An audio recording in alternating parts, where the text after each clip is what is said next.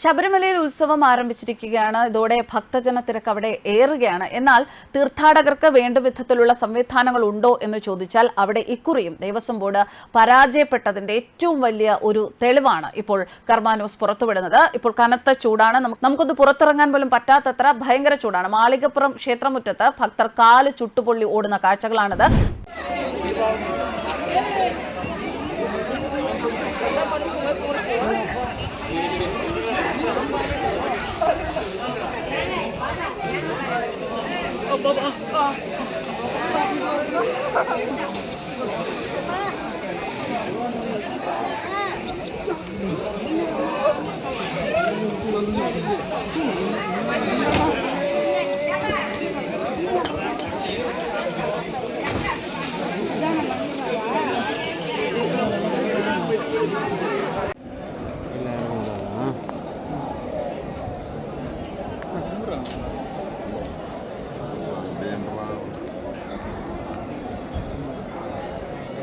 പൂജ നടന്ന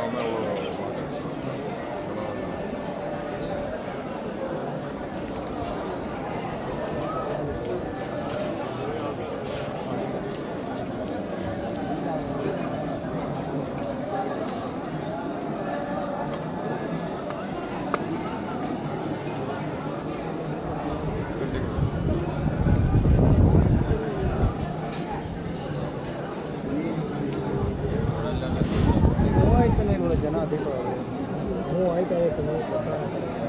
last move ಆಗ್ತದೆ central move ಆಗ್ತದೆ.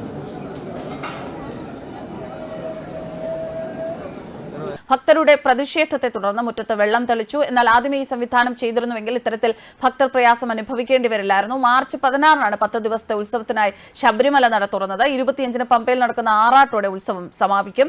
വൻ ഭക്തജന തിരക്കാണ് സന്നിധാനത്ത് അനുഭവപ്പെടുന്നത്. എല്ലാ മണ്ഡലകാലത്തും അതുപോലെ തന്നെ ഇതുപോലെ ഉത്സവ സമയത്തും എല്ലാ മാസവും അമ്പലം തുറക്കുമ്പോഴും ഒക്കെ ഇതുപോലുള്ള നിരവധി പ്രശ്നങ്ങൾ അനുഭവപ്പെടാറുണ്ട്. എന്നാൽ ഒരു സമയത്ത് പോലും അതിന്റെ ഒരു 80% പ്രശ്നങ്ങളെങ്കിലും പരിഹരിക്കാനുള്ള സംവിധാനങ്ങൾ ഏർപ്പെടുത്തുകയോ അതിനുള്ള പരിഹാരങ്ങൾ കണ്ടെത്തുകയോ ചെയ്യുന്നതായി നമ്മൾ ഒരിടത്തും കാണുന്നില്ല.